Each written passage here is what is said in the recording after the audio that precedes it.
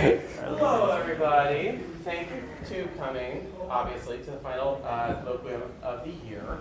Thank you for bearing with us as we've changed everything about the colloquium from previous years. So 2 quick notes on that. One is a reminder, we've opened all the quizzes through the end of next week. We tried to standardize this, so it's literally just that you want 60 points. So if you sum up your quizzes and there's 60 points there, you passed. It's very simple. So hopefully you can all just do that and then we don't have any issues. That'd be lovely. Also, you all are getting those course evaluation things, which are oftentimes ignored, which is totally fine. You can ignore them, but then they would tell me.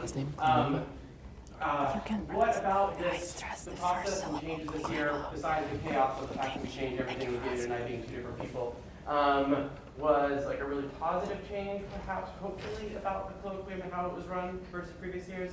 What are things that maybe we could continue to change as we try to make this a better experience in the future? If you could just sort of give us that, we would love to know that information so that we can kind of move this towards an increasingly interesting intellectual experience and not the attendance-based thing that it once was.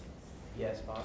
I just want to mention, they can ignore the course evaluation for this one if they want to, but for the other courses you should fill out. Yeah, sorry, please fill out. It actually matters for the faculty. Yeah, please fill out the course evaluations. But most importantly for me, in this context, is help us make colloquium a better experience.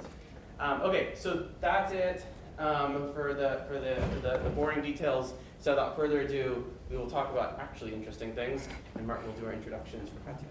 Yeah, so I'm really excited to introduce our last colloquium speaker of the season, Katya Klinova, who is the head of AI, labor, and the economy at the Partnership on AI.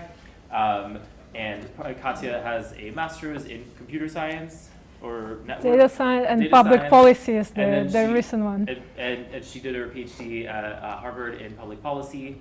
And so it was a really interesting combination of expertises to talk about how AI could affect the labor market and the economy in general. You should also ask her about what she thinks the likelihood of AGI is at some point. I'm just kidding. But yeah, please take it away, Katya. Thank you. Thank you, Martin. Thank you. Thank you, everyone, so much for being here. I know it's raining. I know it's a final season, and you're here. I'm double honored to just like see all of your faces here and hear your questions. I would really love to, make space for as many of them as possible. So please raise your hand at any point. You don't need to wait till the end.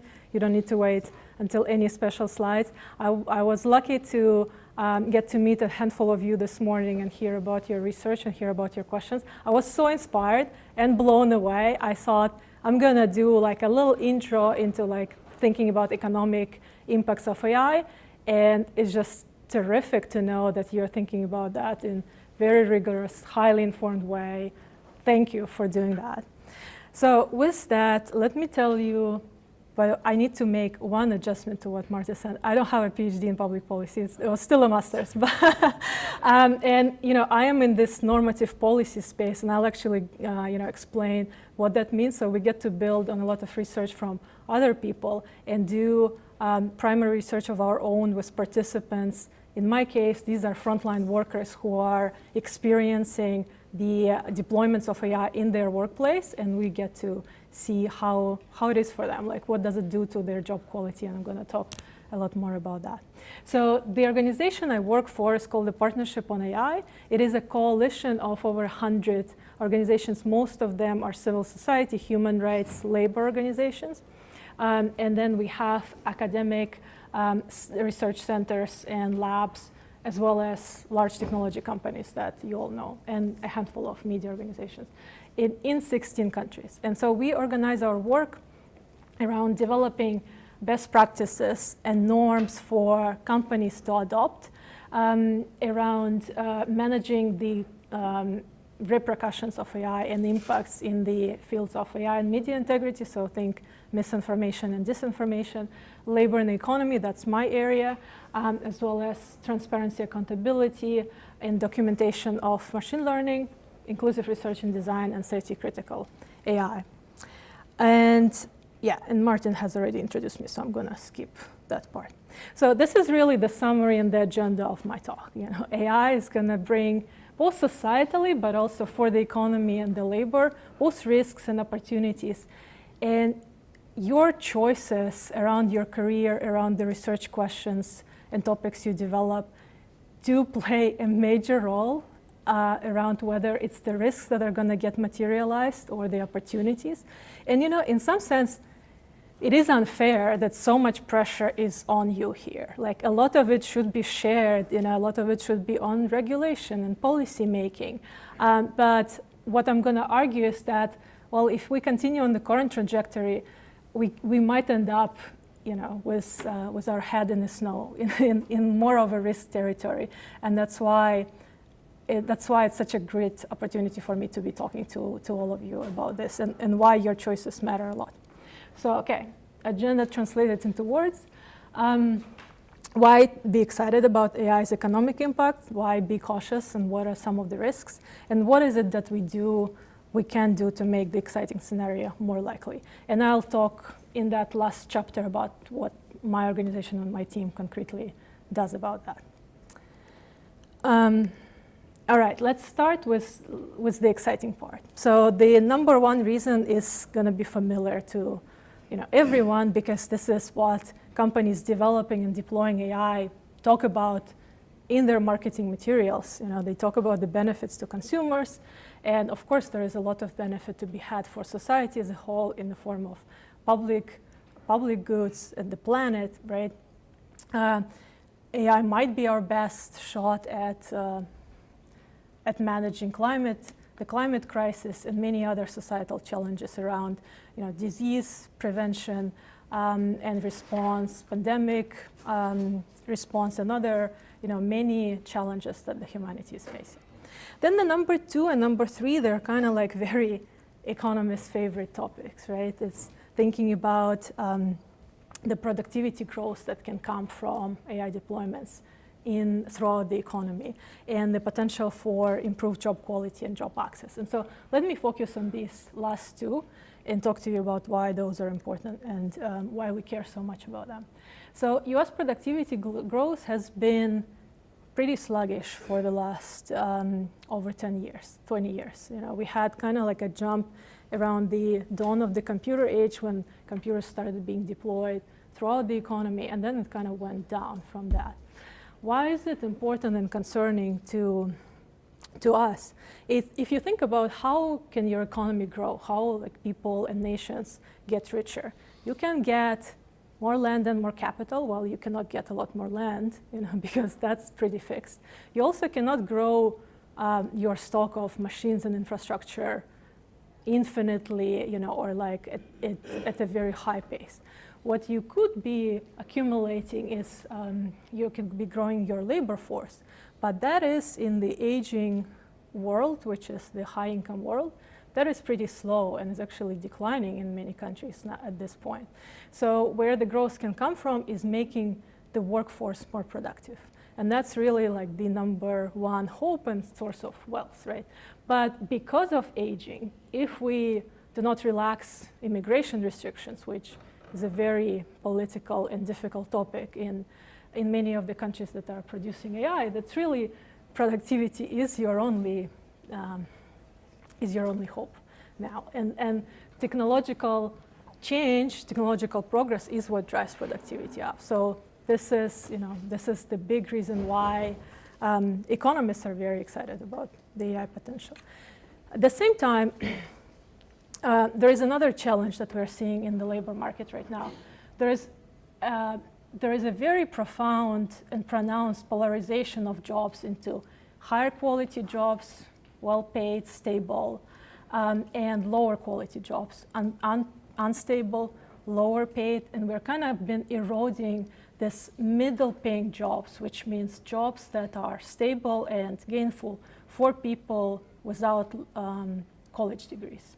And that is a very big issue in society, because it creates inequality. It creates inequality in the labor market, and it creates inequality in the economy overall, which then can have political repercussions, polarization, rise of populism, and you can keep going. These graphs show what is the share of newly created jobs that are created in industries with labor productivity or compensation per employee below average. So the white bars are the below average addition. So you can see that new jobs are appearing predominantly in this low productivity, low wage industries, which is very concerning. So when you look at kind of overall unemployment numbers, for example, in the US, unemployment numbers are very good, like very, very low unemployment. Today, please keep in mind that not all jobs are created equal in terms of their quality and what they pay people. Right? So again, this is an opportunity to improve jobs with technology. But that's not the full story. Yes, please. I'm having a little bit of trouble hearing you. Can you speak up a little? Oh yeah. Should I adjust? David, guide me. No, that was only the recording. Do we have a room mic? Oh, maybe I can speak more into this. Is this better? Perfect. Great. Okay. Well, actually, let me pause and see if there are any questions around the opportunities. That's usually the non-controversial part. So, okay, let's go into the more controversial potentially. So, what are some of the key kind of buckets of reasons to worry a little bit? The first one is advancement of AI dissemination throughout the economy might give rise to further increase in within-country inequality, as well as inequality between countries. That's me skipping into 3. And then how that can happen within country and between countries, the mechanics of that can happen because AI erodes worker power and job quality. And let me talk you through exactly what that means. Starting with within country inequality. So these are charts of real wage. And what real wage means is just like wage adjusted for inflation. $1 in 1970, you could buy more than you can buy today because of inflation. So let's adjust real wages so we can compare them between today and before. And you can see that they used to, look at the left-hand chart for men for a second. You can see that for wages for people independently of their level of educational attainment used to move up together over time, right? Like this is the very left hand side of this chart. And then something happened and they started forking. So people with the highest levels of educational attainment still are seeing their wages go up, while people without, with just high school degree or high school dropouts, their wages actually stagnating or declining in real terms. That is pretty remarkable, and this is not normal because the US economy throughout this entire time kept growing. It grew, it's a much bigger economy now than it used to be in 1963 when where this chart begins, but it did not benefit everyone equally. So it did not necessarily lift all boats. And economists speak about, really try to unpack why this could have happened, because it's not what you want to be seeing. And some of it is globalization. So some of this is jobs that were available for people without college degrees being outsourced abroad. But that's not the full story. That's actually not even the major driver. A lot of it is jobs that were available for people without college degrees being automated away. So they're just not available anymore, and their outside options outside of those jobs just weren't as compelling or didn't pay as much, right? And so people saw people's skills became less valuable in the labor market and their wages went down. It's a less pronounced but still similar picture for women, and that was kind of overlapping with women entering the labor force for the first time during this time period, so it's a little bit less pronounced, but you can still see the fork. It definitely is not moving up altogether in sync. And the answer to that you can hear often from economists, they tell you, well, let's create more technology that augments labor as opposed to displaces it. Because like then, maybe you're not gonna have a picture like this. And that's not wrong, that's correct. But let me complicate it a little bit for you. So what does it actually mean to augment someone's labor? What we are seeing that the same technology deployed in the economy can be augmenting skills of certain category of workers while displacing that same technology, displacing skills or reducing the need for other types of workers in the economy. So you can think about a lot of the technologies that sort of like move the tasks from office workers, like typists and executive assistants, to the management class, and everyone started like doing their own expense reports, booking their own travel, stuff like that. And maybe they're higher paid, but then there's like the category of workers whose skills became less valuable, and they saw wage declines. So there is, when we think about technology that augments human workers, we need to be thinking about like whose skills are we augmenting? Are we augmenting the skills of higher wage workers and displacing the skills of lower wage workers? That actually increases the polarization of the labor market. Or is it the other way around, which this would be exactly the technology that we want to reduce inequality, right?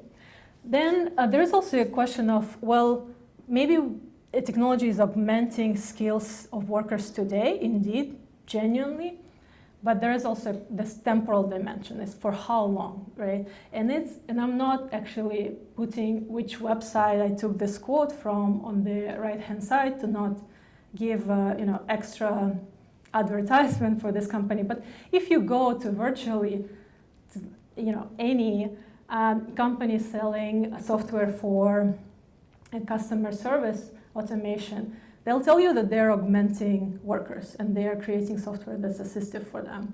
Many of them, though, if you sort of keep scrolling, they will tell you, well, the more you use it, the better we're going to be at automating the work of these workers, right? So there is this aspect of like, well, might be augmenting today and assistive today, but it is also collecting data, literally logging the work of frontline workers to train the model to automate their work better tomorrow, more completely tomorrow, and they're not necessarily going to be there to share in the revenue generated that way, right? They're not necessarily going to be compensated for producing the data that was useful to train the model and make it more perfect. So there is the temporal dimension about augmentation. Now let me talk about the worker power and job quality. Under this augmentation claim, which I think many companies sort of picked up in the discourse when economists were calling for technologies that augment more than they displace, and it can mask this kind of like surveilling technology that, as I described, can log every keystroke, every word, every mouse movement, and then it trains the technology that makes actually like the worker know-how and their skills less relevant and more replicable. So this is kind of this right-hand side. And then, you end up with workers having just like less bargaining power because, they're more replaceable, more easily replaceable in the workplace. And let me get back to this and just like speak to the left-hand side for a second.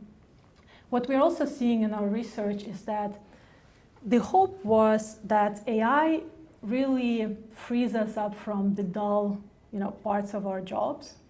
But a lot of the times, especially in low-wage occupations, the way AI is deployed is people's jobs become about fixing the gaps in current capabilities or cleaning up after the algorithm, kind of like the things that it got wrong. So they almost like evolve from being more workers being more in the seat of a creator to become at best like in the seat of like an editor, if not, kind of like mopping up after the machine. So it's potentially like a less rewarding job, so it's also like a less valuable job. So the uniquely human skills that we thought are gonna set us apart sort of lose relevance in that context. Now, getting back to the surveillance for another second, it's the same technology that can be used for assistive or safety applications. It's the same one that, depending on your management practices, allows you to monitor workers' effort and movement and every action they make, and use that to, as here it says, differentiate an effective worker from an inefficient one. So it's for kind of doing performance management, and depending on how how good your people management practices are, it can be really more a penalizing technology, right? Like as opposed to assistive. Or here on the right-hand side, this is a technology which is supposed to help workers in the warehouse, and probably does, because it's a haptic, it's a bracelet with a haptic feedback that rings when a worker puts something in the wrong bin. But again, this tracks every movement and is able to calculate your error rate, and that is information that is available to your manager, right? So would you want your manager to know every single movement you make and the speed with which you make it, and whether you took a slightly longer break, for 2 minutes and be penalized for this?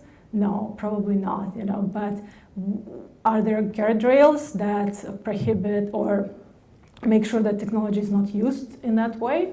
Not really, right? So it's kind of up to the discretion of the management how they're going to use it. And then this is a recent tweet that I screenshot from a union of helpline associates who were threatened to have their jobs automated by a chatbot if they continue their their organizing efforts. And that's really, truly not the use of technology that we were hoping to see, right? Like that's not quite aligned with these bright, expectations of opportunities that we were hoping it was going to unlock, but speaks directly to the threat to labor power in the workplace, right? It's just like, we're going to automate you if you continue to speak up. And then finally, let's look at the inequality between countries. How can that transpire? Question to all of you, where do you think this picture was taken? Oh, great, yes.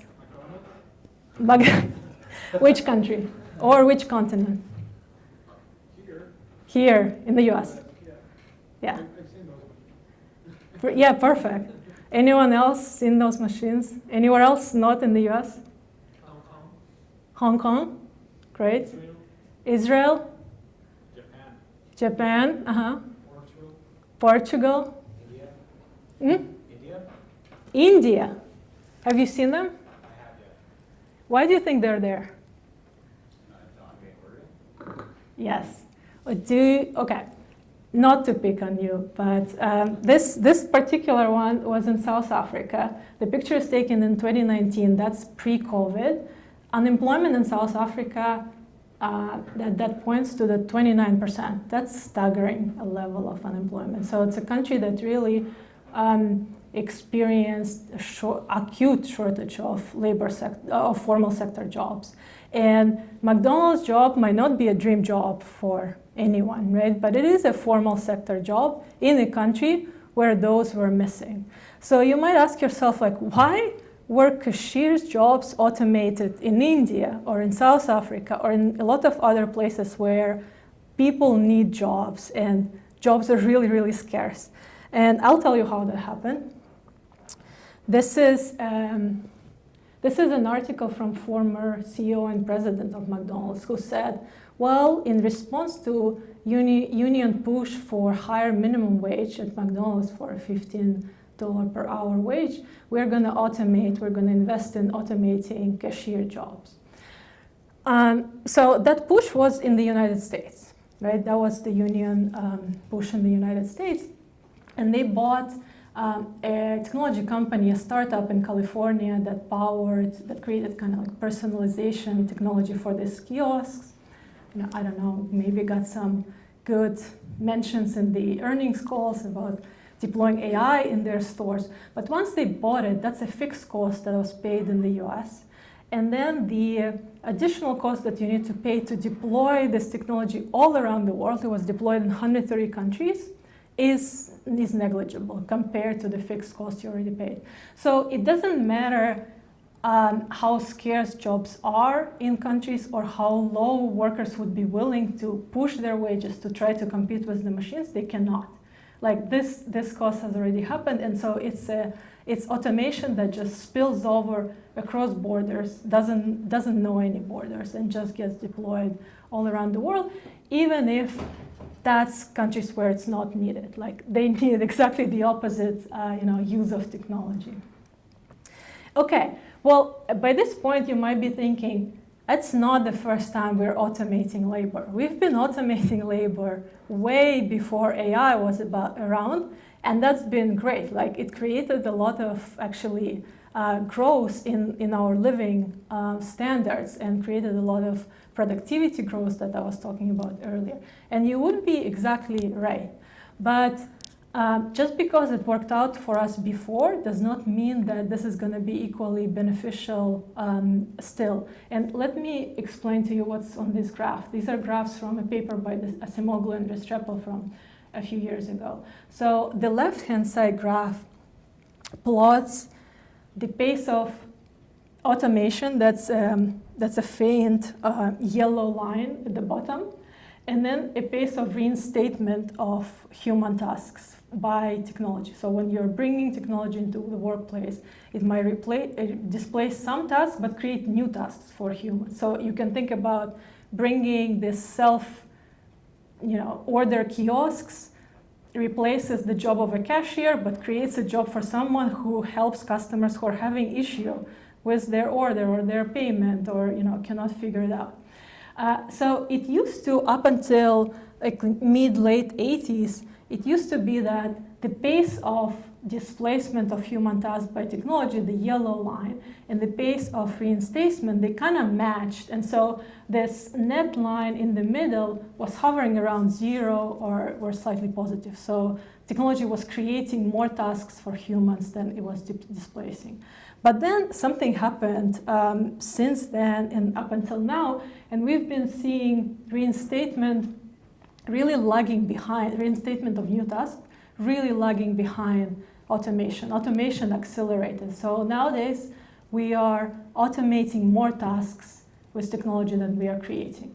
So on net, the demand for human labor is going down, which could be fine for countries that are aging and whose labor forces are shrinking, but definitely is not so great news for countries that still have a lot of young people, millions of young people entering the labor force every year in need of jobs. Okay, and then let me wrap this section on kind of opportunities and worries by just giving you some very early results that we are seeing around LLM impacts. So when it comes to LLM, one of the hope is that it maybe can complement workers in just like a really broad range of tasks, because writing or text related tasks, they enter very different professions. It's not just the writers or journalists who write, it's a lot of us in all kinds of jobs, right? And so there is this paper out of UPenn and OpenAI that talks about the exposure of how many workers, the percentage of workers that is going to have or could have their tasks touched by or transformed by AI. And there is a question, well, is it going to be complementary or displacing? And it probably depends on the context. We don't know yet that, and this is actually the first of my worries. We don't know exactly where complementarity is going to stop and displacement might begin. The second one in the hopes is potential for expansion of access to the labor markets thanks to LLMs. So think about people who can access labor markets in the languages that they don't speak fluently because they have access to an LLM helping them write better in the language they don't know well, right? It's kind of this, when we speak of hopes, that's one of the things we think about. And then the last one, really, really important one, the potential to create this personalized tutoring and scalable teaching at the right level, which could help us turn the corner on the learning crisis, which we're experiencing in half of the world, really, where in the last 50 years we've seen tremendous gains around being able to put children to school. So like the schooling percentage coverage really grew a lot, but people graduate from middle school without really, barely having mastered, basic reading and math. So there is just this profound challenge and lack of scalable solutions there. Really the most promising one is around teaching at the right level, so grouping kids by level of mastery of material as opposed to by age. And of course, like AI, if we play our cards right and get lucky there, could help scale that approach by giving people personalized tutoring. And then what did I not cover? The last worry. Will LLMs turbocharge the encoding of workers' know-how without mechanisms to compensate them? So there is this new paper came out earlier this week, actually, on the use of generative AI in customer support. And so what they saw is this assistive technology does make the less experienced workers more productive and kind of shrinks this inequality within that profession. But how it does it is by learning what it is that the most productive and successful workers are doing and kind of like nudging the less experienced workers to do that. And you can ask yourself, well, and it sounds great, but there is also a question of, well, how do these more experienced, higher skilled workers, how are they benefiting? How do they get to share in the productivity gains here? And currently they don't. And so that's an issue. And then, of course, like there's a broader question of, well, all the data sets that are used to train the models, they encode human intelligence, right? They encode human know-how, and the humans who contributed that data, they're not necessarily gonna be the ones who reap the gains. Okay, I'll pause here before I dive into solutions to see if you have any questions, or maybe I depressed you enough now with all of the worries that I need to rush into solutions and tell you that there are a lot of things we can do. Yes, please. I guess one thing I think these points make a lot of sense. One thing I'm thinking about though is it seems like you're kind of assuming that there's like a fixed pie, almost that, and that AI will increase inequality in how that pie is allocated. But that doesn't really seem like it will be the case to me. For example, like for farming technologies, for lots of kind of mechanical work. So in the LLM world, that seems more plausible. But what do you think about the potential of AI to expand the total wealth of human and then the problem then becomes like how we redistribute it, not the fundamental tools that help us get there. So the problem becomes how do we redistribute the pie, right? Yeah, it seems like Yeah, so thank you. This is a great question. The question was, for those of you who maybe didn't hear, is does this assume that the pie is fixed? Right, and can we reframe the issue about let's have AI help us grow the economic pie and then redistribute it within the society? Is this an accurate representation? Okay. So no, I think this is definitely a strategy, and that would actually be the first best strategy. If in an ideal world, that's what you want to do. You want to have this benevolent social planner who, just makes sure that if someone lost out in the course of technological change, like their skills became less relevant, they lost their jobs, that they're going to be taken care of by this redistributive mechanism. So we tax the wealth generated by AI, we redistribute it within the society.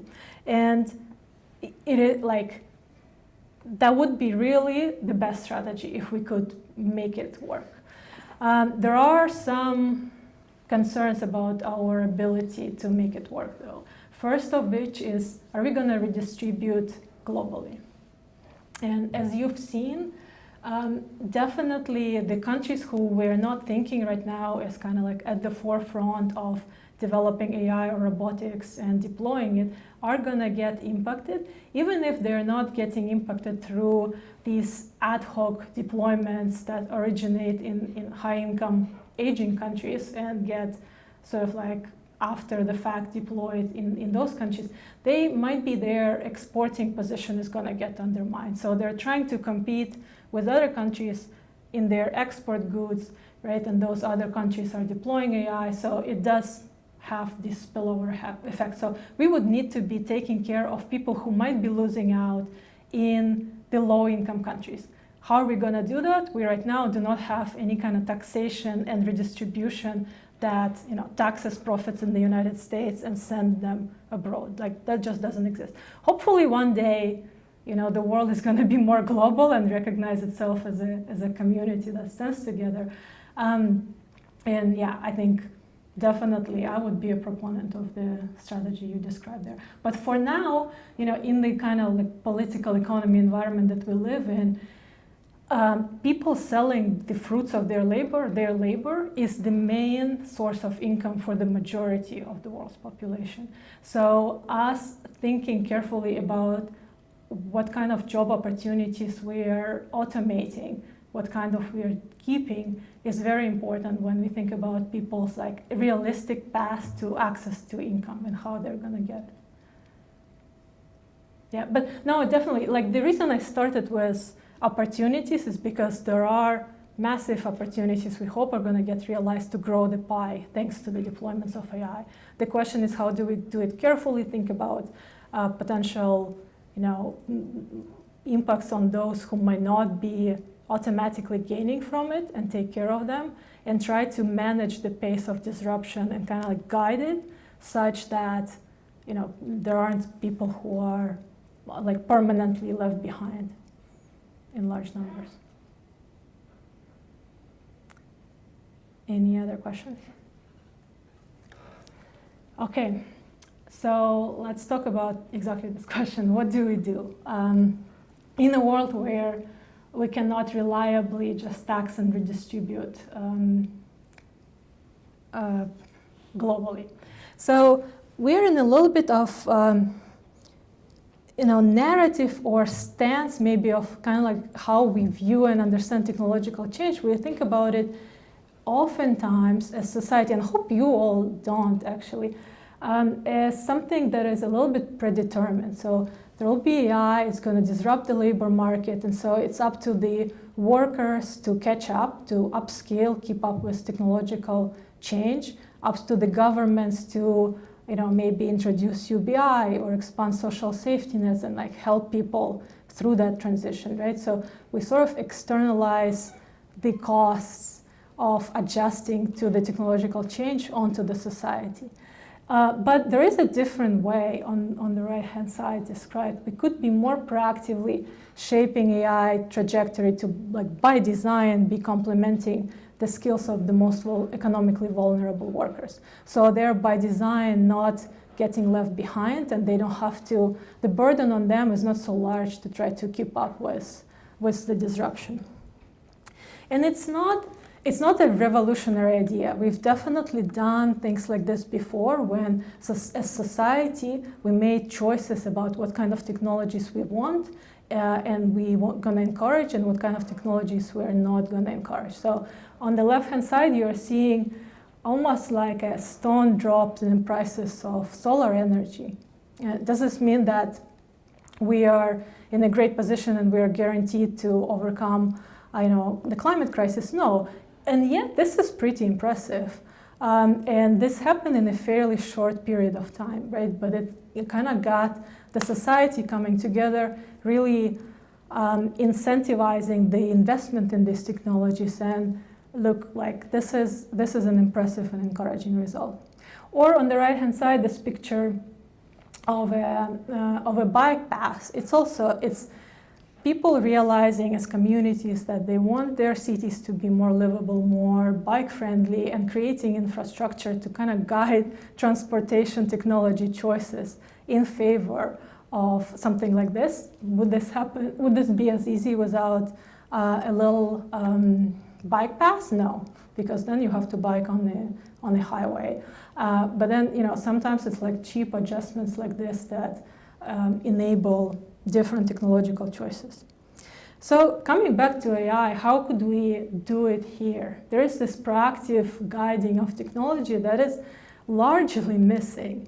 And this is why your choices matter so much in the world where the proactive guidance of like what kind of AI would we want as society is not really happening at the policy level. That is not to say that policy environment is completely irrelevant and does not influence heavily what kind of AI we actually get. It's just it happens through policies that don't get to be called AI or innovation policy. It's different things like the tax code. If you look at the tax code in the US today, we tax capital and software investments at the rate that is 1/5 of the effective tax rate on labor. So as an entrepreneur, as a company, you're really over-incentivized to be investing in automation, over-investing into hiring human labor. And so it creates just these giant commercial incentives for technology developers to be creating technology that automates human labor as opposed to does something else, I don't know, drug discovery or clean energy, right? So in a space like this, it's almost technologists need to do extra effort to go against these incentives that are dragging them down a certain path, which is around labor automation. And then the other ones as well, like labor mobility restrictions. Again, they're excessive in many countries. They make labor artificially scarce and create incentives to automate it. We've been spending years and a lot of resources, brain power, money to automate truck driving, while there is about 1 billion people that would be delighted to come to this country and fill the shortage of labor that we're experiencing in truck driving, right? So we are kind of saving for this artificial scarcity, while there are a lot of real scarcities where technological innovation is really, really needed. And then defense investments, that's a big one because as I don't need to tell you how important some of these basic R&D investments are for determining what kind of research happens. And of course, if you're thinking about the battlefield, you want to reduce the presence of humans on a battlefield. So you're trying to automate as much as possible. And again, like this just creates a bit of a path dependency. So when then new researchers outside of the defense contracts enter the space, there's already a lot of research on automating human activities that just is easier to build on top of as opposed to create something that is like entirely different. All right, so what in this environment, how do we enact this proactive governance of economic impacts that I said was just completely missing today?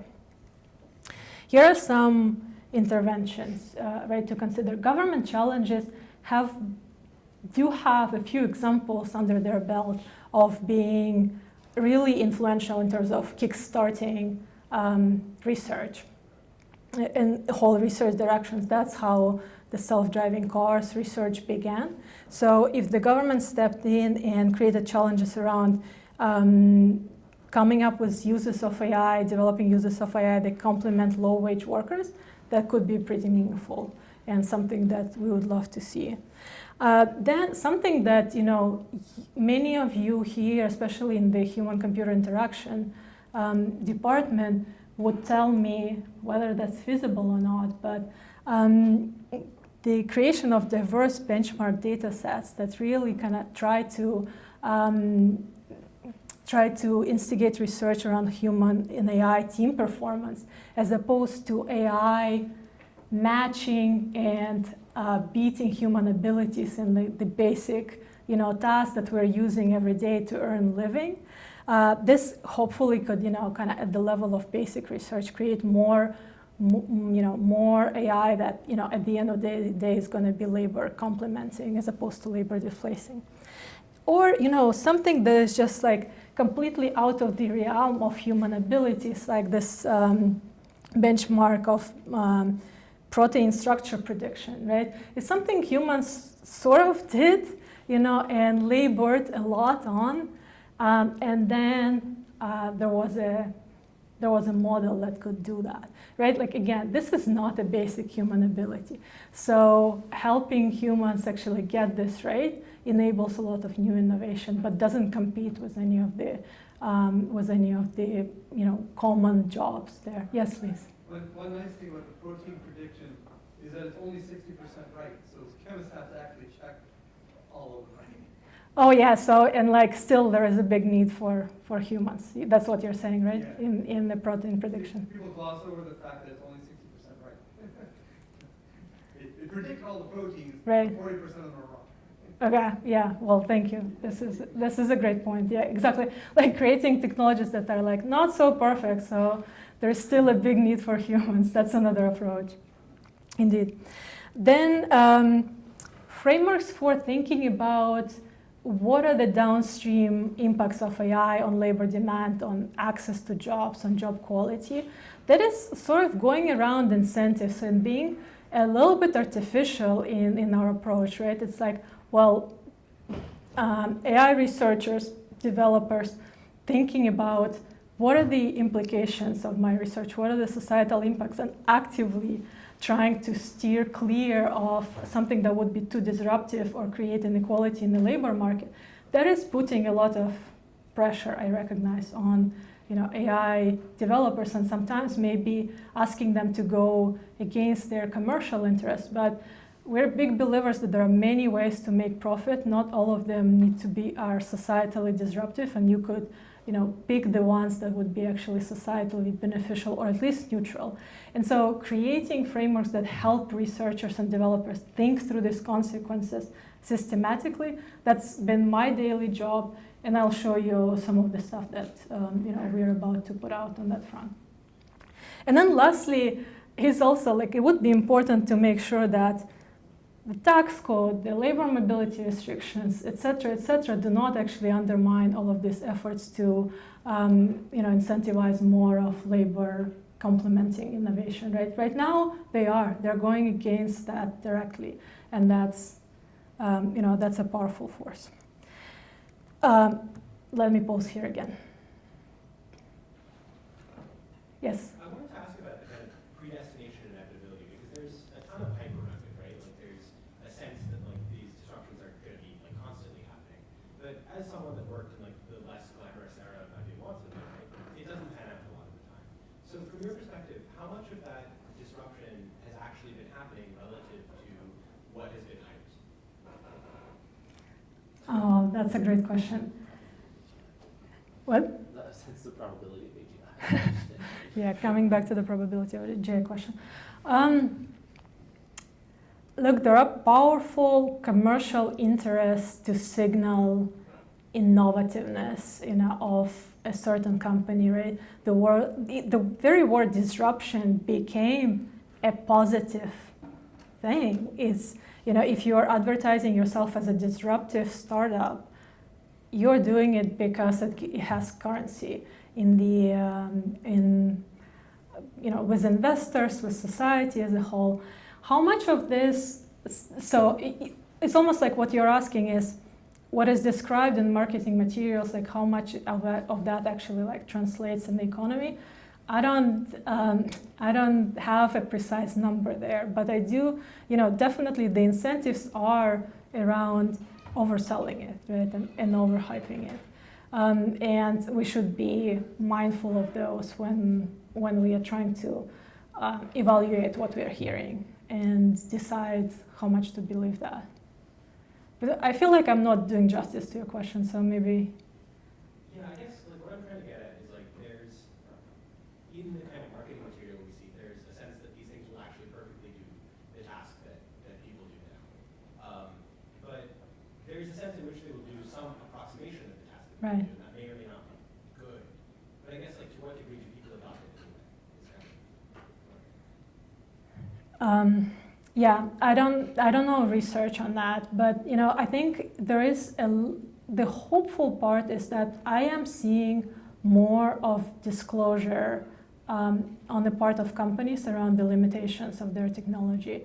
Like there are definitely people inside those organizations that recognize exactly the problem you're describing and are pushing for, okay, well, we're doing this marketing blog post that describes how wonderful the technology is, but let's also release a paper that talks as rigorously as we can about the limitations of that. The question is, how many of your client companies are gonna read that paper with limitations, and how many of them are still gonna buy it because it gives them an opportunity to signal to their investors or to the Wall Street that they're an innovative company? Yeah, definitely, I think that does take place. I guess sort of like building on this, I think it's kind of goes back to the plot that you had about the gap, right? So if all the claims were real, then the gap would just be a cliff. It would just basically be like, well, there are no more jobs for humans because we're done. And so the fact that none of us, I think, believe that's true means that there's actually something sort of hopeful about this whole direction, because it means that there's actually, there's a trend that's not great, but it's not like an irreparable situation. It's like it's something that actually is fixable. And so I guess the question is, another version of this sort of a related question is kind of like, does the fact that that there's this messaging about the catastrophe actually help us address the fact, like the real issues, even though they're not catastrophic, or does it distract from that and therefore make it harder for us to tackle the actual issues? I would actually love to turn this question to you all, because like it matters like whether that distracts you or not, right?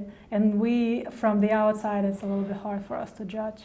My point of view is that there are a lot of important issues, and maybe we shouldn't engage in like competition between the issues, thinking that, well, we need to like prioritize this first, kind of put everything else aside because there's like limited attention span of researchers and technologists of like what we want them to be paying attention to.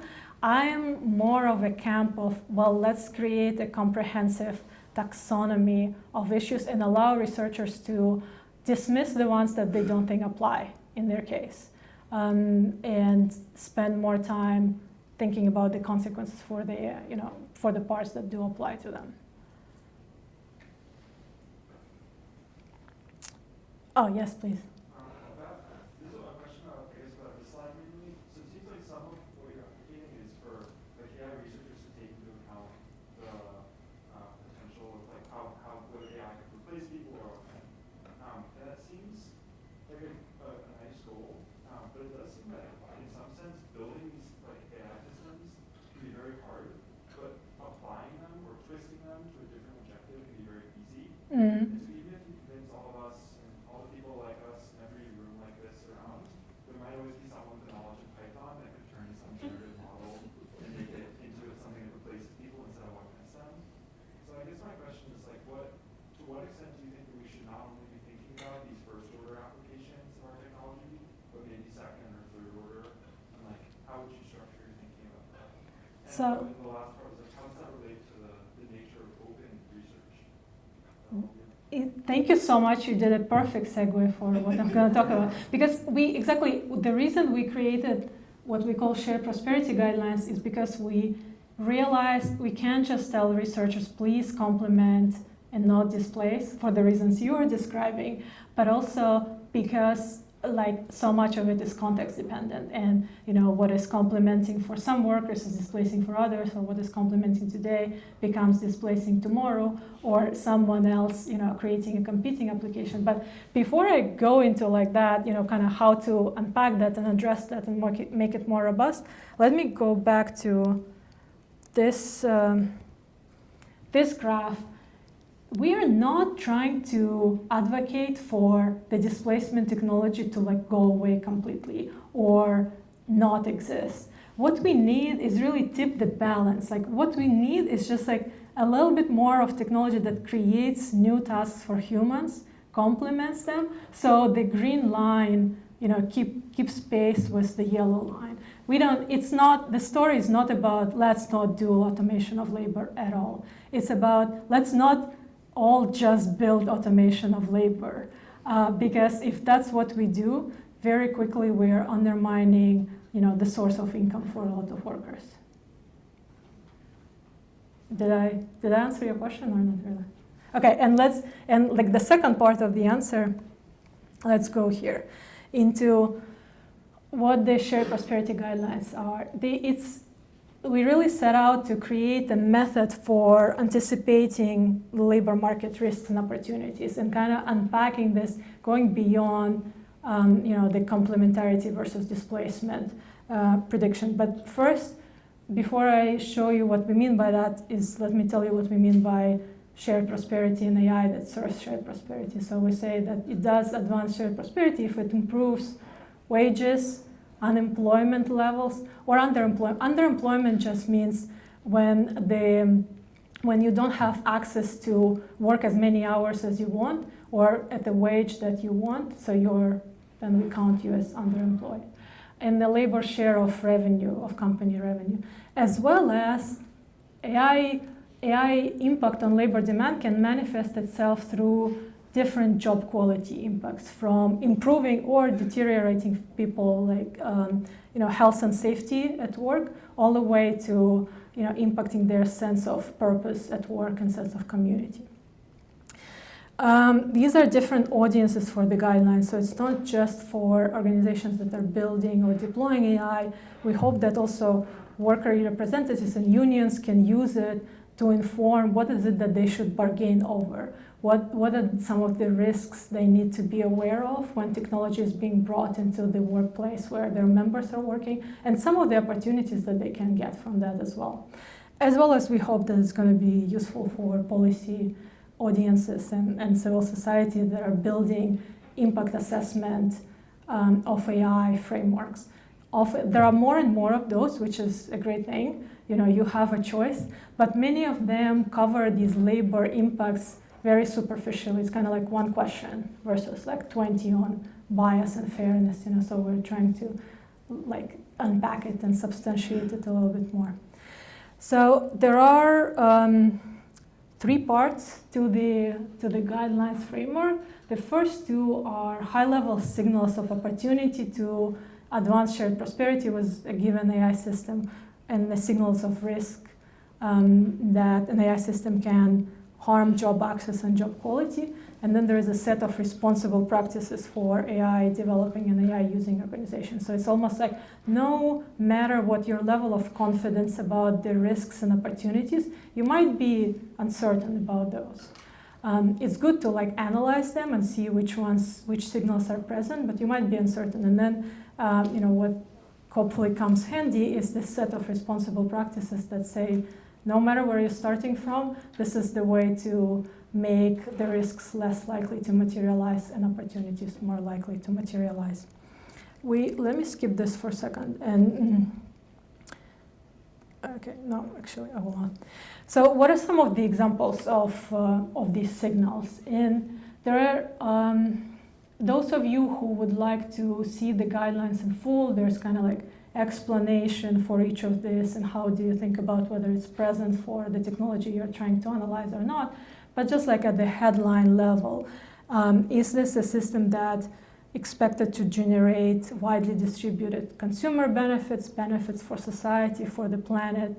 What are those? Is it expected to boost productivity? So just kind of like going through some of the hopes that I was talking about. Or, we consider it a major signal of opportunity if workers who will use this AI system were the ones who came up with an idea for it or participated in the development of this, or were able to customize it to their workflow, something that we discussed with one of you this morning. And then what are some of the examples of risk? we are seeing systems, for example, that can be used to predict the lowest wage a worker would accept. So speaking of surveillance and worker exploitation, that's one of the kind of like scariest scenarios you can be thinking about. So if your system can enable that, please, tell the society about it, because there will be managers and companies who are going to want to take advantage of that. Or is it a system that is going to increase job intensity for workers? So there are kind of two ways a technology can increase productivity. It can, for a given amount of human effort, help produce more output. Or it can help squeeze, kind of like stretch the human thinner to like squeeze more effort out of them in a unit of time. So that way it produces more output. And of course, we would want the former, but not the latter. So this, a framework like this is meant to help researchers think about like which of the ways your system might be enabling, and proactively put guardrails around that.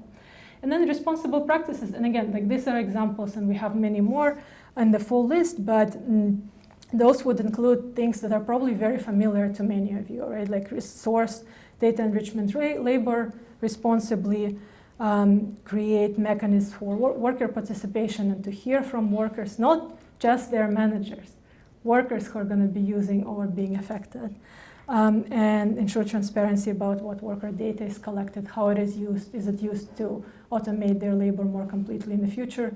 Can they be part of, sharing the gains from that?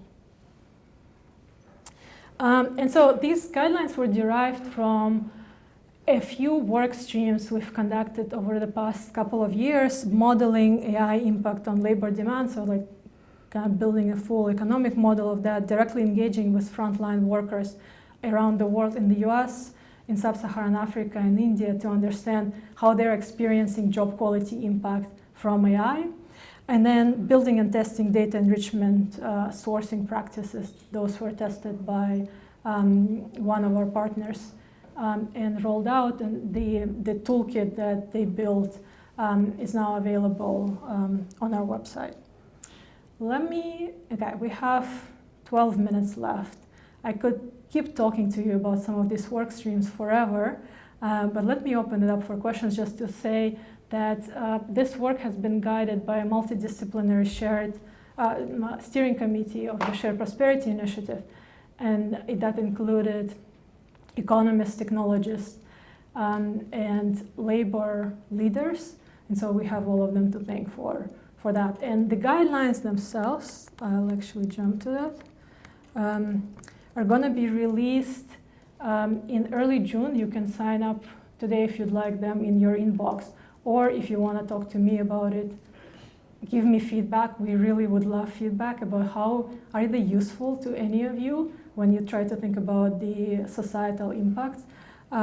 Please send us criticism. This is my email. And also, if there are just like any other topics, questions you are coming across that you want to discuss with someone like me or one of my colleagues, please get in touch.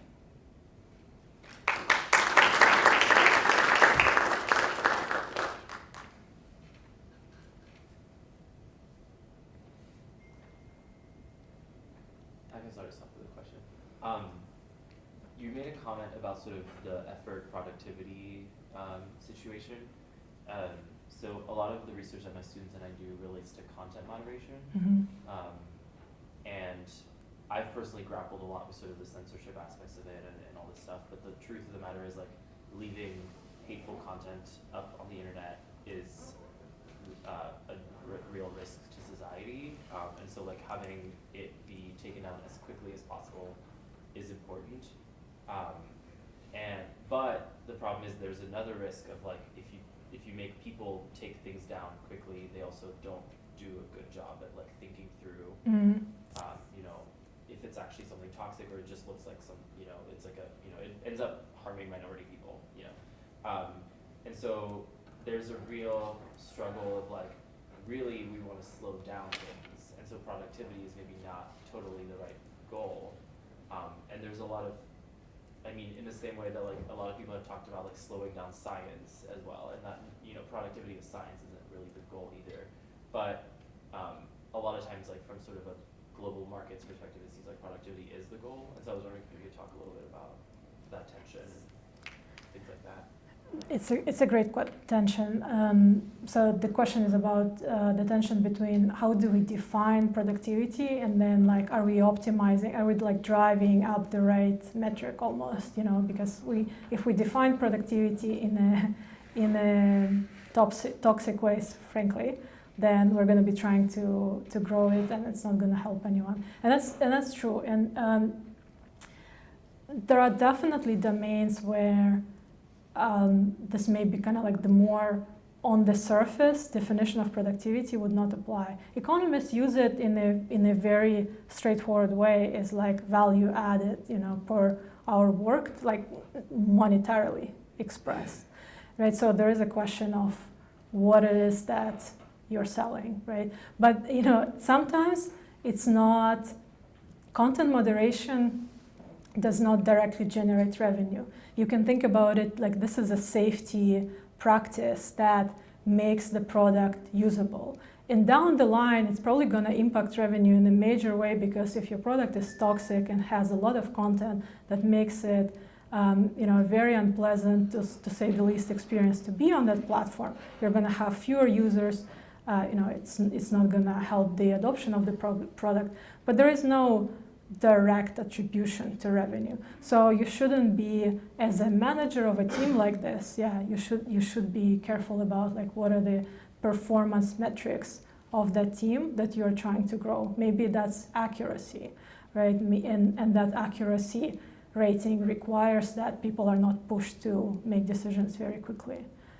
Yeah, so the way I was talking about productivity here in this like very specific, you know, way economists see it, but you know, sometimes we use the word productivity in our day-to-day life, you know, differently, and when there is not a direct, you know, line to revenue generated, and sometimes, frankly, revenue generated needs to be sacrificed in the name of building a safer product, and that needs to be, you know, a decision that a company makes and sticks by. Yeah, so no, thank you for highlighting that tension. It's real. Please. So I had a question about, so there are like people who are, let's say, for example, working on like butler robots. And so this might empower certain populations so that they can live on their own, like especially like people who have like difficulty doing all these tasks by themselves. But at the same time, it could also displace workers. So that as a researcher, how do you like kind of balance the empowerment of one group and then like displacement of another group, and like how do you do that? It's very difficult. There is no easy answer to that, and that's why we have like this like kind of many lines in these signals, right? And let me, maybe I have an example on this actually or not. This actually, the first one is the relocation of tasks to lower paid or more precarious jobs. You need to ask yourself, am I in the market where there are a lot of people employed as full-time caretakers or full-time you know, house staff, housemaids, who are doing some of the work that, you know, a robot butler is gonna automate. And if we introduce a robot butler, is it gonna displace those people, or is it gonna make those jobs become gig jobs on demand that people just get through, you know, some kind of platform because they only do it for like certain tasks that robots cannot do yet? And you might be in a different market where no, people generally cannot afford housemaids. That's not a common profession, and there is like a major labor shortage, and so it kind of like makes sense, right? And people, especially as they age, they need help and care at home, but they cannot get access to that. And then, you know, there is sort of a case, not only commercial but social, for a robot like this. But then the question again becomes, well, once you develop it for a country where labor is scarce and expensive, so people cannot afford household help, is it gonna also get deployed all over the world, because it's just gonna spread like fire also to places where that's actually a major source of jobs for people. So shouldn't that, is that consideration more at the deployment level then, or like how as a researcher, like, should we consider that? No, it's also, I think it's also at the development level because, as a researcher you have there's almost like infinite set of problems in the world, you could work on. And there will be some problems that are not going to have these issues of like, well, a lot of whether it's going to be beneficial or not, it's going to be like discretionary depending on where it's deployed and by whom, and whether it's going to stay only in that country or gets deployed all over. And there are other something like protein folding or drug discovery that's going to be universally beneficial no matter where it's deployed and by whom. And so, yeah, there is also, an argument towards like switching to these less context-dependent applications. Like generally, more.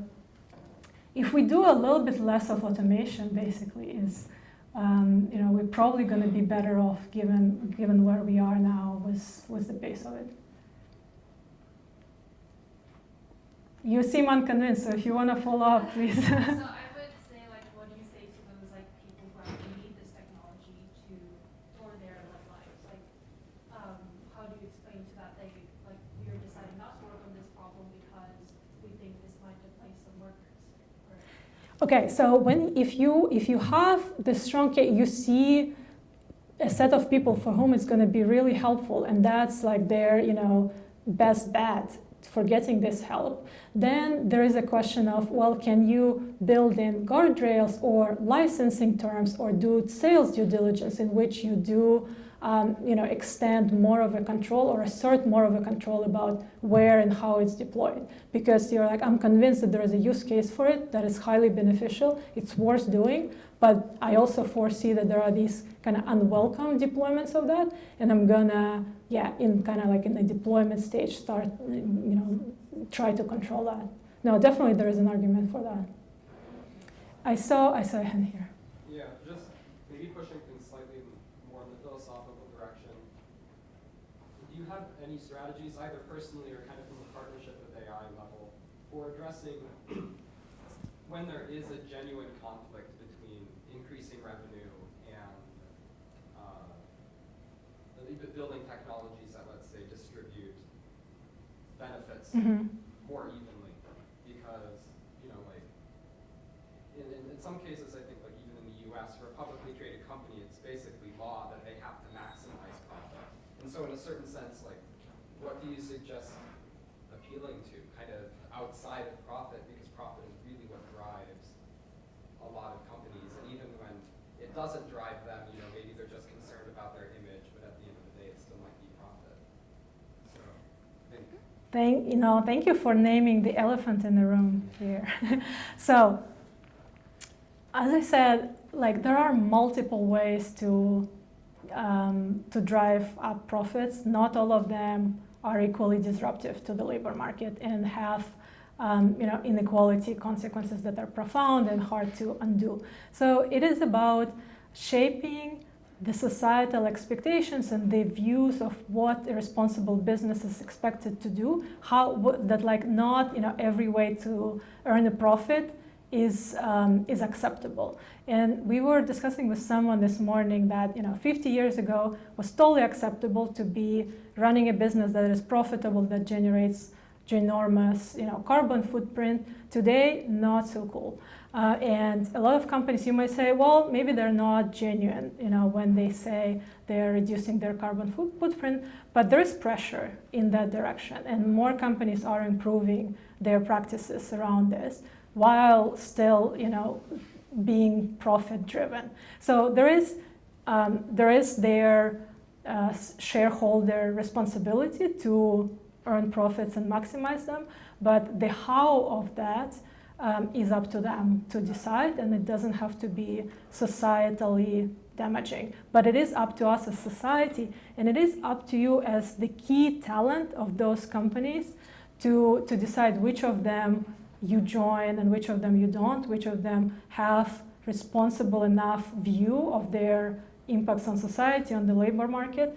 And this is kind of similar to how talent right now tries to stay more clear of, companies that are in the oil and gas business and are attracted by these greener companies.